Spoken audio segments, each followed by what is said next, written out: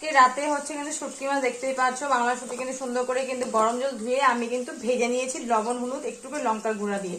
আর সাথে কিন্তু দেখো শিম ভেজে রেখেছি, আর ভেজে রেখেছি কিন্তু আলু। আর শিম দেখো আমি বেশি ভাজিনি, হালকা জাস্ট গরম গরম তেলে দিয়েছি নামিয়েছি, কারণ শিমের যে সবুজ ভাবটা সেটা কিন্তু আমার চাই তরকারিতে। দেখতেই পাচ্ছ সবুজ সবুজ।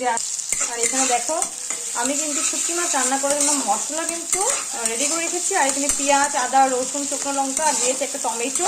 টমেটোটা আমার দিলে ভালো লাগে, যেহেতু আমি খেতে ভালোবাসি তরকারিতে, সব তরকারিতে আমার টমেটো ভালো লাগে, সেই জন্য কিন্তু শুটকিতেও আমি একটা টমেটো দিয়ে দিয়েছি। কে কে খাও টমেটো শুটকিতে সেটা জানিও, কিন্তু সবাই ভাবতে পারো টমেটোতে কেউ শুটকি দেয়নি, শুটকিতে কেউ টমেটো দেয়নি, কিন্তু আমি দিয়েছি বন্ধুরা, যেটা আমার ভালো লাগে বললাম। আর এদিকে দেখো আমি কিন্তু মশলা কিন্তু রেডি করে রেখেছি, এখানে জিরার গুঁড়ো ধনিয়া গুঁড়ো হলুদ গুঁড়ো আর আছে এখানে কাশ্মীরি লঙ্কার গুঁড়ো। তো দেখো এখানে কিন্তু সম্পূর্ণ পেঁয়াজ আদা রসুন ভাজা কমপ্লিট, আর দিয়ে দিব কিন্তু এখানে আমি মশলা।